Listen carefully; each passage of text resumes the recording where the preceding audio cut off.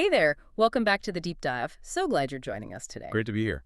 We've got a pile of sources here, everything from sharp news reports and deep dive research papers to foundational background info, all focused on a single, incredibly bold move. El Salvador making Bitcoin legal tender.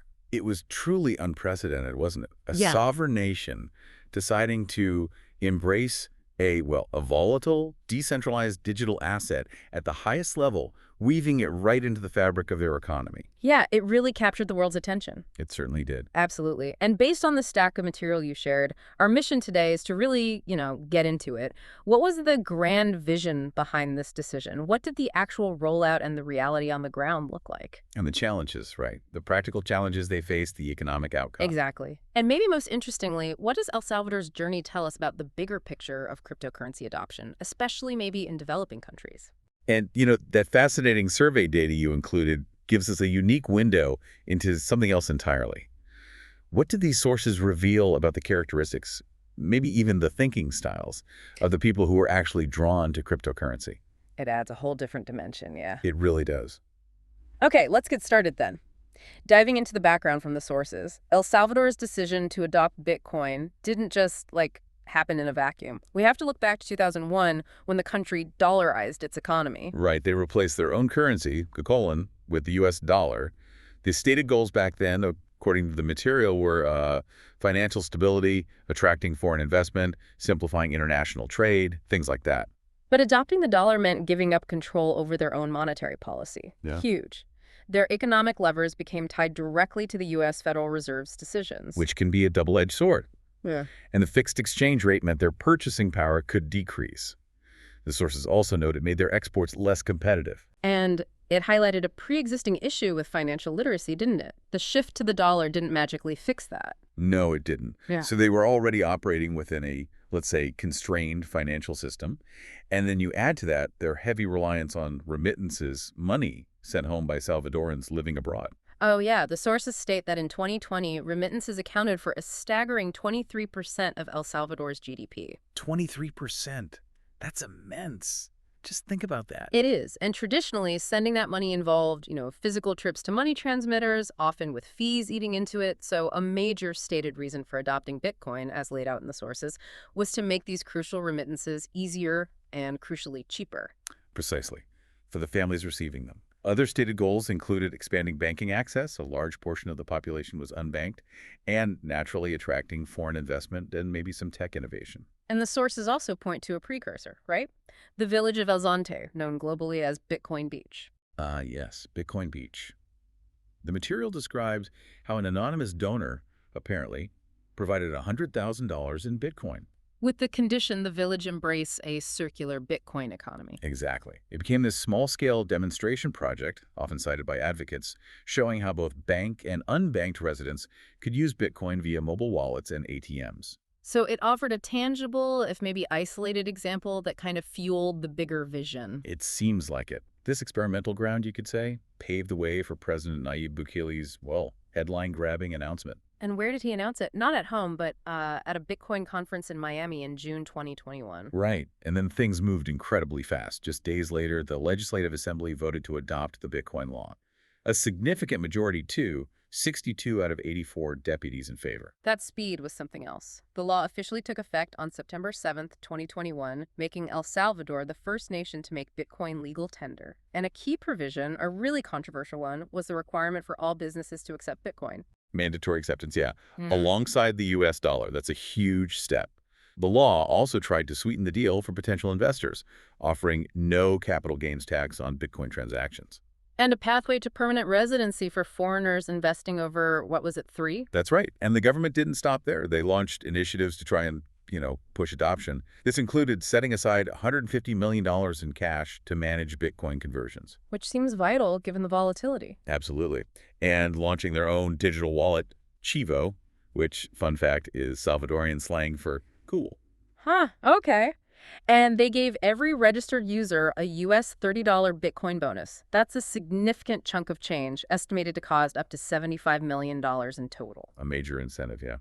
And then came the even more ambitious proposals plans for Bitcoin City, envisioned as this like futuristic metropolis powered entirely by geothermal energy from a volcano. To be financed partly by bonds, nicknamed volcano bonds. I mean, talk about big futuristic ideas. Very big ideas. And the reaction, well, the sources show was immediately divided. Internationally, the warnings were loud and clear. Financial experts raised serious concerns about Bitcoin's extreme volatility Understandable. and its potential instability for an economy like El Salvador's. Plus, critiques regarding the environmental impact of Bitcoin mining and a perceived lack of transparency in how the government was handling the public funds allocated to Bitcoin. The World Bank, for instance, the sources say, declined El Salvador's request for technical assistance with the implementation. Explicitly citing those transparency and environmental concerns, yeah. And the International Monetary Fund, the IMF, they were particularly insistent, weren't they? Oh, very much so. Urging El Salvador to drop Bitcoin as legal tender. They highlighted risks to financial stability, financial integrity, consumer protection. And even warned it could jeopardize a potential $1.3 billion loan agreement. That's serious leverage. Huge leverage. Domestically, there were also signs of unease. Protests erupted, fueled by concerns over the lack of transparency surrounding the Bitcoin law itself, how the Chivo wallet operated, and, the use of taxpayer money for government Bitcoin purchases. Plus, the practical barriers were pretty obvious from the start. Limited internet access across parts of the country. How do you use digital currency widely without reliable internet? Exactly. And concerns about illicit activity were prominent too.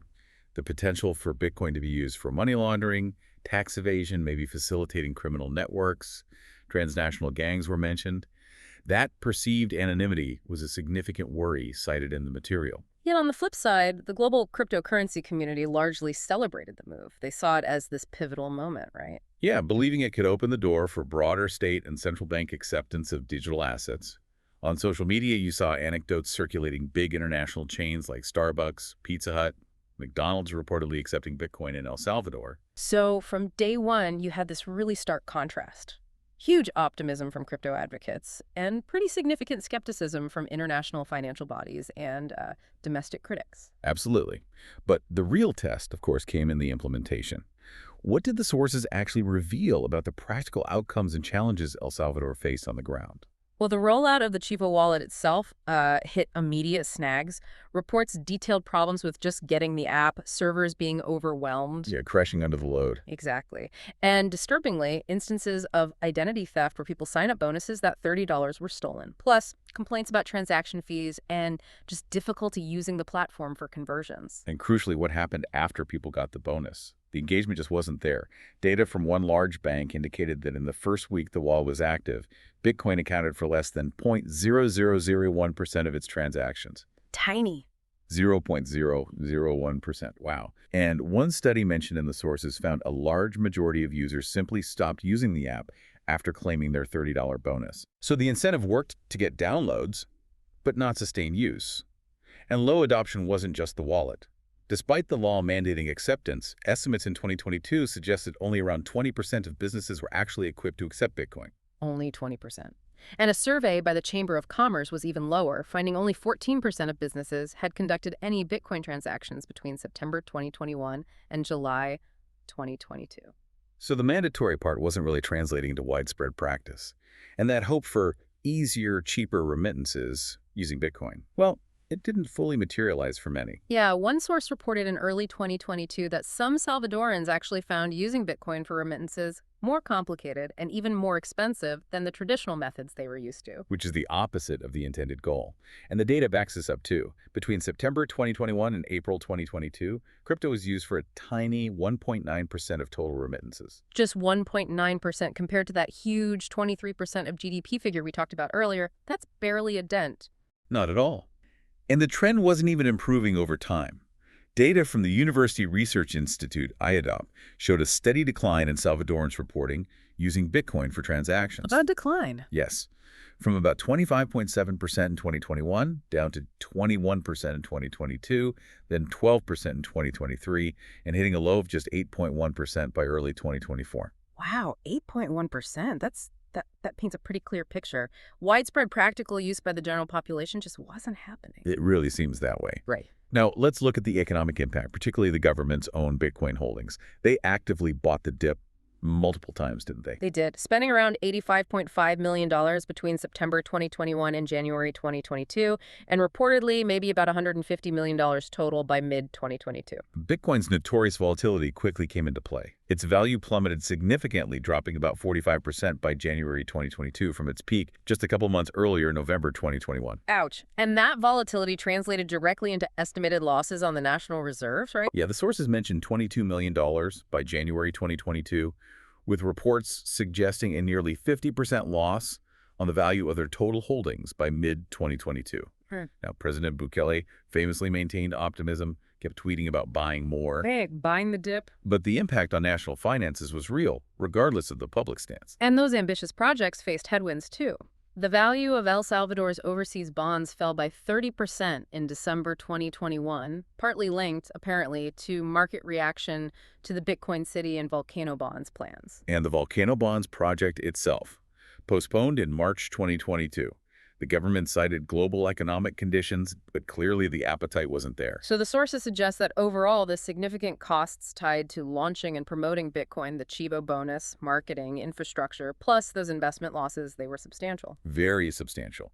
And crucially, they had not been recouped, even when Bitcoin's price recovered later on. The upfront cost and the volatility losses were just too high. And what about tourism? There was talk of a boost. Well, some media initially speculated about it, but the material indicates that overall tourist revenue didn't see a significant increase that could be clearly linked to Bitcoin. Although it does mention some businesses, specifically in El Zonte, in Bitcoin Beach, saw increased traffic from cryptocurrency tourists. Right, suggesting a highly localized niche benefit rather than a broad national one. And the country's economic growth rate also slowed during this period, contributing to decreased public spending, which reportedly even affected public services in some areas. Okay, so by late 2023, the assessment in the sources seems kind of nuanced, like neither a complete triumph nor an utter failure, but certainly carrying significant costs and showing limited adoption. Despite maybe some benefits like drawing global attention and attracting some niche capital. Which brings us to a pretty significant policy shift reported in the material.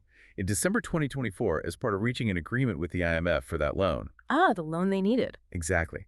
El Salvador agreed to walk back some key aspects of the Bitcoin policy. Walk back how? Well, the agreement included reducing future government Bitcoin purchases, removing the mandatory requirement for merchants to accept Bitcoin. That's a major change. Huge change. Back to optional. Right. Also agreeing not to accept tax payments in Bitcoin and planning to wind down its direct involvement with the Chivo wallet. That certainly reads like a strategic retreat from the initial, all-in approach. The Economist, as noted in one source, went as far as calling the experiment a failure by March 2025, citing more costs than benefits. Yeah, it seems the ambitious vision of rapidly integrating Bitcoin into daily economic life and transforming the nation's finances via these, volatile asset investments just face too many real-world hurdles: infrastructure, public adoption, market stability. But El Salvador's story isn't just about one country, is it? It's a really powerful case study.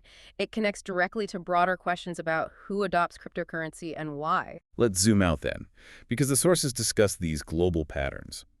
And it's intriguing that cryptocurrency adoption rates are often actually higher in lower and middle-income countries, places like Nigeria, the Philippines, Thailand, compared to wealthier nations. Why is that? What are the drivers? Well, the material suggests a few key reasons.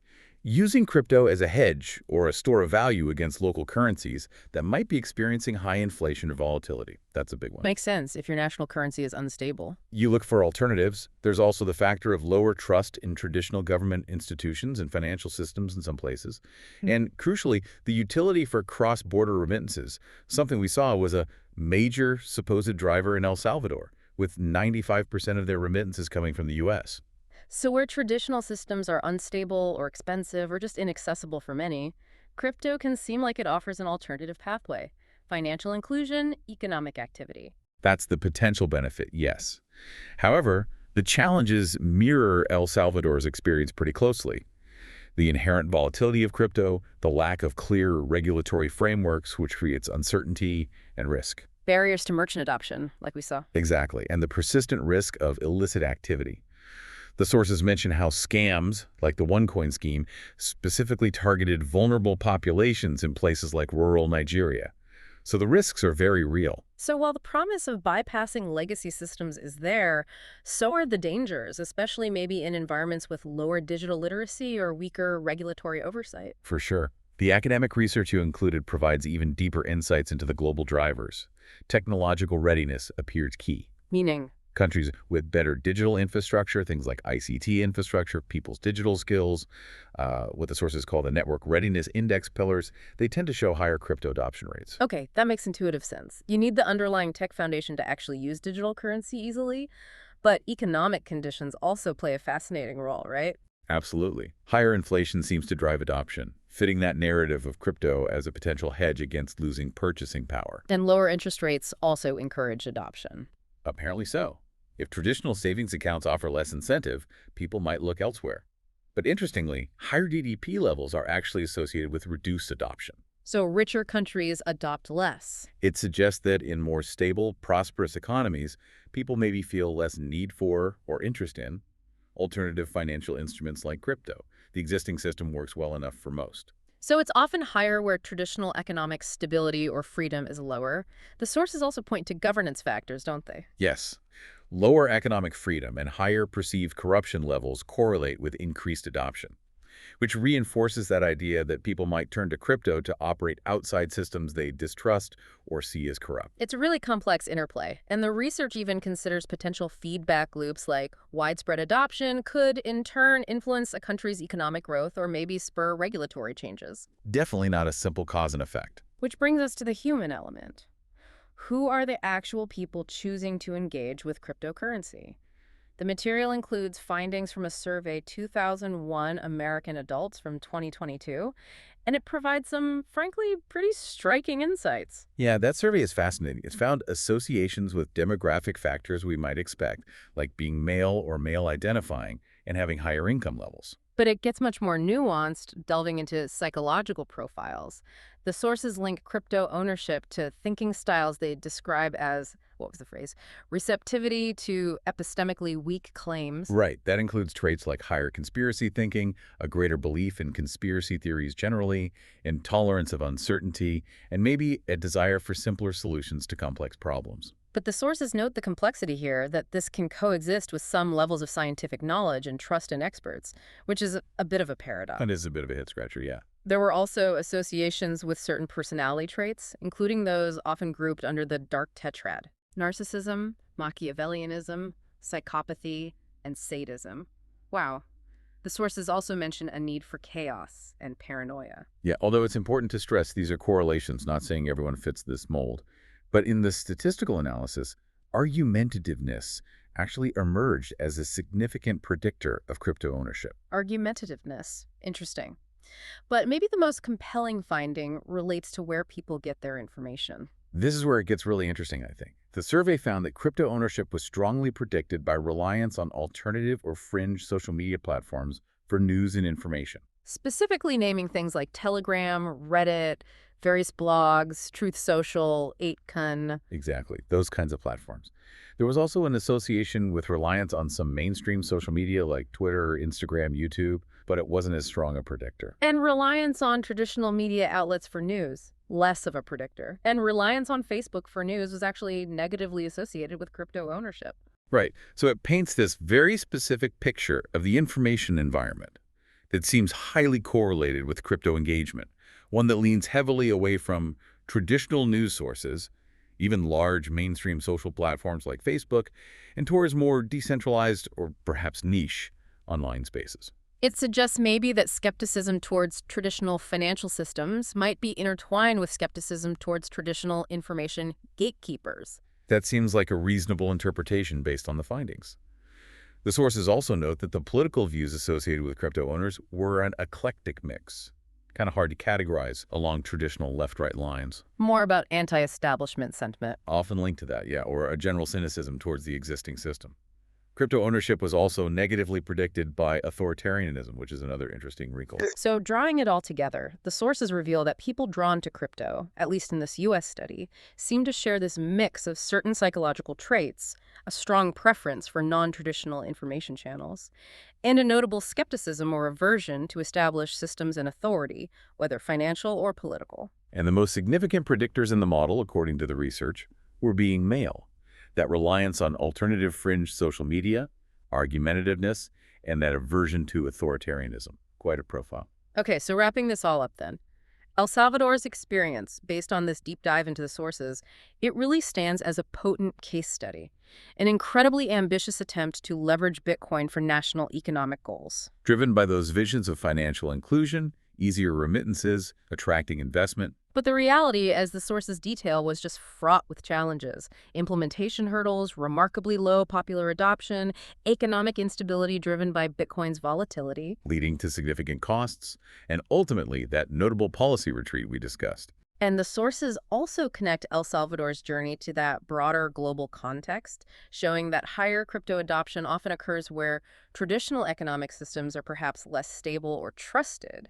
Driven by those factors like tech access, economic pressures like inflation, governance issues. And perhaps most uniquely, the material provides those compelling, if maybe unsettling for some, insights into the characteristics of the individuals who tend to adopt crypto, that blend of specific psychological traits, reliance on non-traditional information sources, and anti-establishment leanings. This deep dive certainly takes us way beyond the initial headlines and into the complex realities and underlying dynamics. It really does. It gives you a lot to think about. Absolutely. So as digital currencies continue their, well, unpredictable evolution, and as governments and individuals around the world try to figure out where they fit in or don't, it leaves us with a big question to ponder, doesn't it? What does this complex interplay between emerging technology, trust, or maybe the lack thereof in traditional systems, and these specific human characteristics ultimately mean for the future landscape of finance and maybe society itself? That's a question that will definitely unfold over time. No easy answers yet. Indeed. Well, thanks for joining us for this deep dive. Hope you found it as insightful as we did and that it gives you plenty to mull over. We'll catch you next time.